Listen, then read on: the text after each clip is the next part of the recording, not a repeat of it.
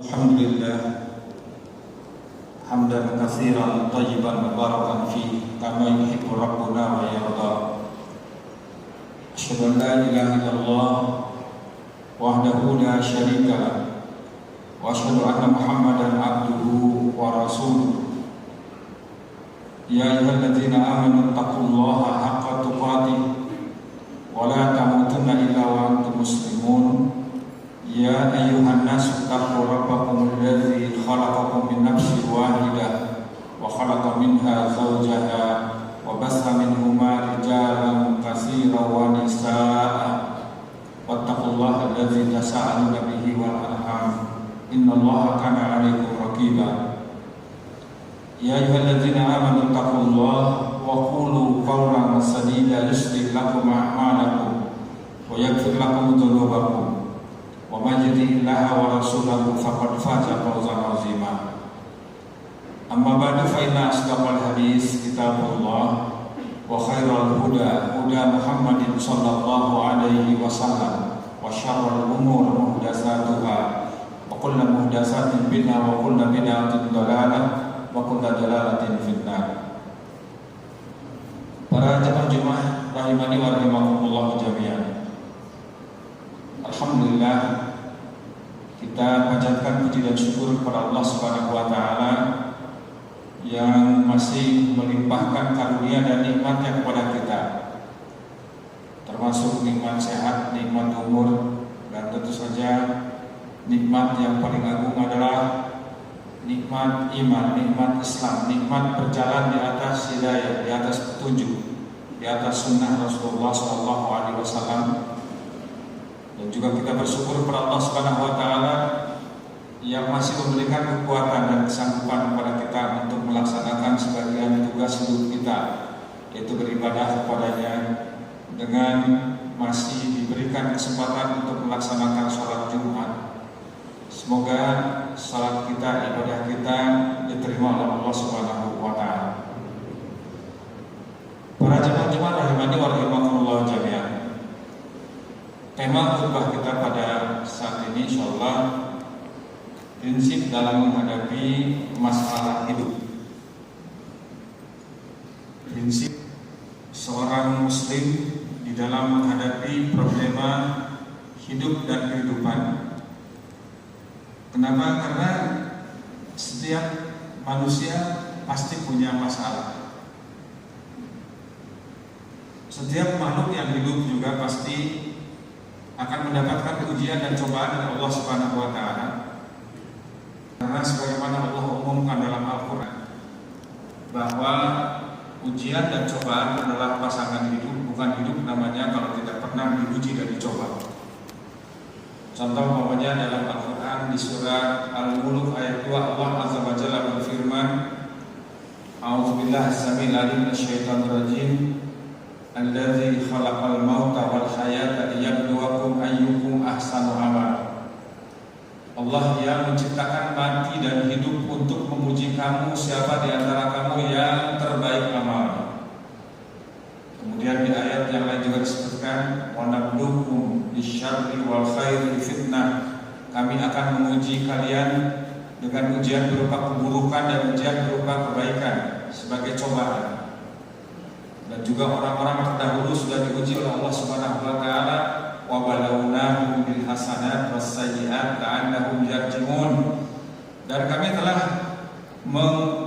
menguji mereka, orang-orang terdahulu, dengan ujian berupa kebaikan. Ujian berupa kebaikan itu mungkin bisa kekayaan, bisa kekuasaan, bisa kesehatan, dan juga kebaikan-kebaikan yang lainnya. Adapun as-sayyi'at, keburukan bisa penyakit, bisa wabah, bisa pandemi, bisa kematian, bisa kecelakaan dan lain sebagainya. Tapi semuanya itu adalah tujuannya la'allahum yarji'un, agar mereka kembali ke jalan Allah Subhanahu wa taala. Maka itulah ketika kita menghadapi masalah, maka masalah yang menimpa kepada kita harus berani menghadapinya.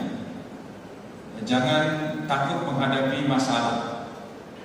Ya, saya ingat ungkapan seorang kiai dan juga sekaligus motivator, yaitu beliau pendiri Pondok Pesantren Gontor, yaitu Kiai Haji Imam Jarkasi rahimahullah ta'ala, ketika menyampaikan terlebih menyampaikan stimulasi kepada santri-santrinya, dan itu hampir semua santri di sana itu punya prinsip itu.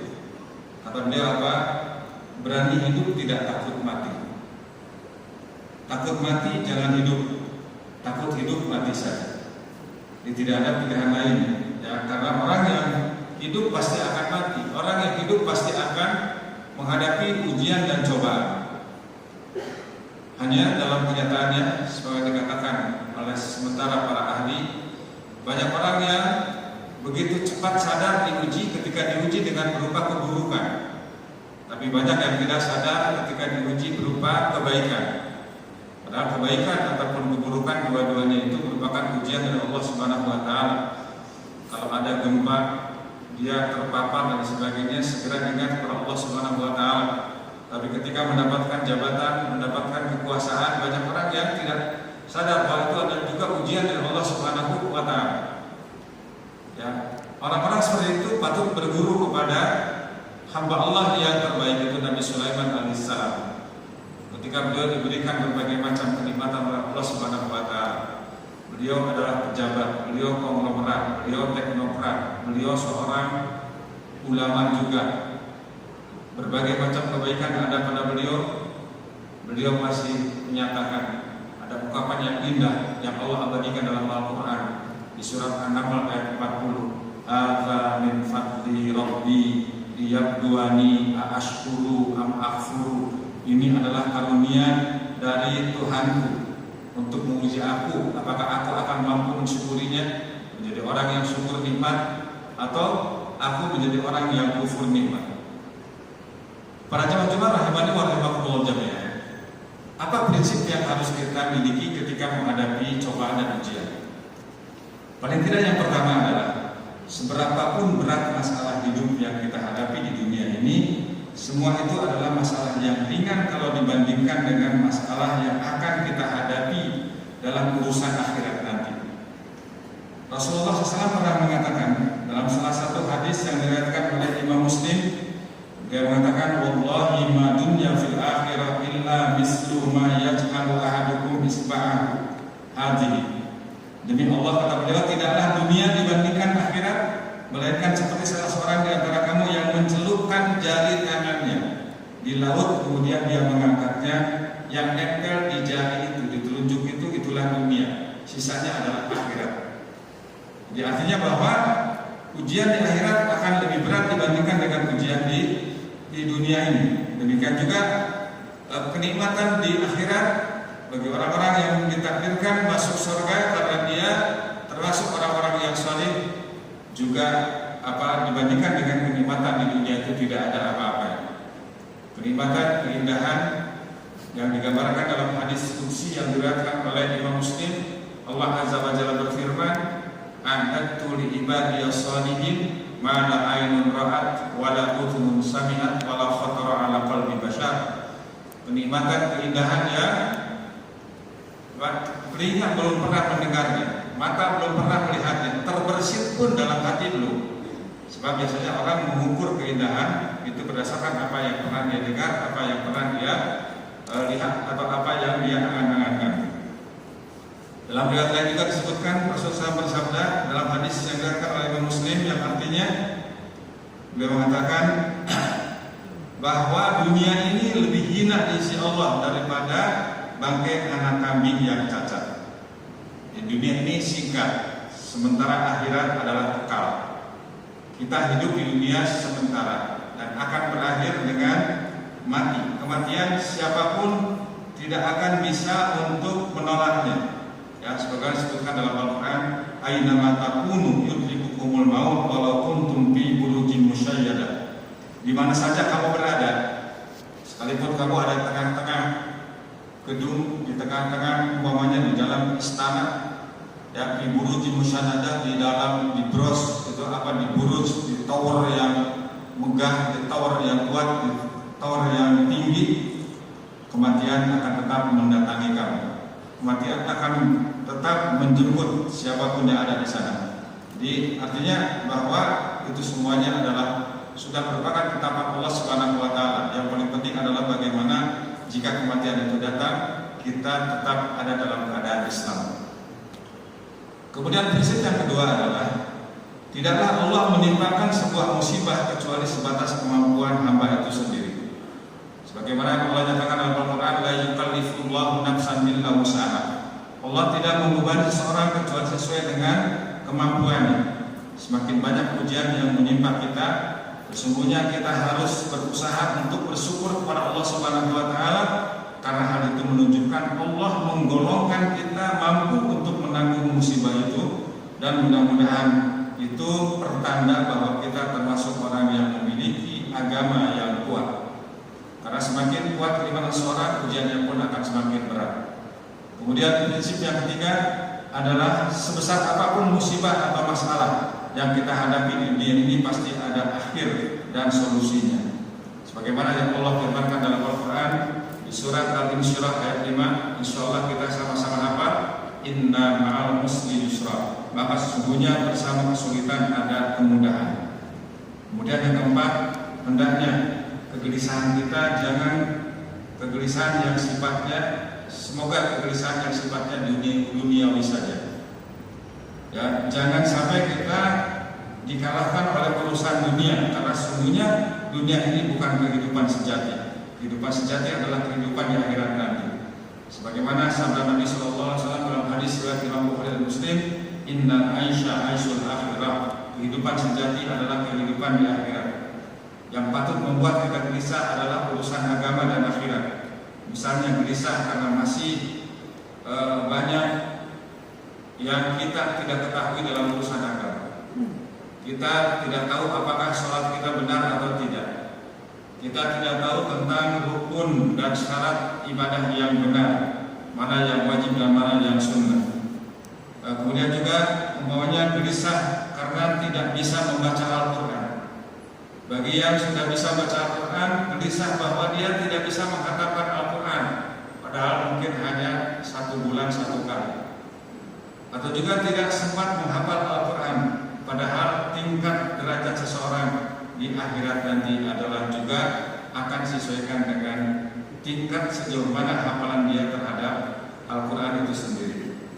Para jamaah yang dirahmati Allah Subhanahu wa taala, tentu saja solusi yang terbaik dari semuanya itu adalah tingkatkan iman dan takwa. Allah memberikan jaminan, walau anna ahlal qura amanu wattaqau la fatahna 'alaihim barakatin minas sama'i wal ardh. Seandainya penduduk negeri itu beriman dan bertakwa, pasti kami akan bukakan pintu-pintu barokah dari langit dan dari bumi. Walakin kadzabu fa akhadnahum bima kanu yaksibun, akan tetapi mereka mendustakan ayat Allah Subhanahu wa taala, maka kami mengazab mereka apa yang mereka usahakan. Contoh yang konkret umpamanya negara jiran tetangga kita, negara yang hanya secuil nempel di salah satu pulau di Indonesia, yaitu Brunei Darussalam. Karena komitmennya terhadap Al-Quran, mereka memuliakan Al-Quran. Masya Allah, mereka senantiasa diberkahi oleh Allah Subhanahu wa taala, dijauhkan dari berbagai macam bencana, dan juga senantiasa mendapatkan rahmat dari Allah Subhanahu wa taala. Shadaqallahul adzim. Makanya tidak ada solusi yang pasti yang akan mengangkat semua permasalahan yang kita hadapi ini kecuali kembali kepada Islam, beriman dan bertakwa dengan jalan beribadah kepada Allah Subhanahu wa taala yang tujuannya adalah dalam rangka membentuk hamba-hambanya yang bertakwa. Kalau penduduk negeri manapun sudah bertakwa, Allah memberikan jaminan, wa may yattaqillah yaj'al lahu makhraja wa yarzuqhu min haitsu la yahtasib. Barang siapa yang bertakwa kepada Allah Subhanahu wa taala, bertakwa kepada Allah Subhanahu wa taala, Allah akan memberikan solusi jalan keluar dan akan memberikan rezeki dari arah yang tidak disangka-sangka. Wa may yattaqillah yaj'al lahu min amrihi yusra. Barang siapa yang bertakwa kepada Allah Subhanahu wa taala, Allah akan menjadikan segala urusannya itu mudah. Semoga Allah Subhanahu wa taala senantiasa memberikan kekuatan kepada kita agar kita tetap istiqomah di atas Islam, kita senantiasa meningkatkan iman dan takwa kita kepadanya, dan semoga Allah Subhanahu wa taala memberikan buah dari keimanan dan ketakwaan yang kita usahakan. Barakallahu fil Qur'ani wa dzikril hakim wa taqabbal minni wa minkum tilawatahu wa huwas samiul alim.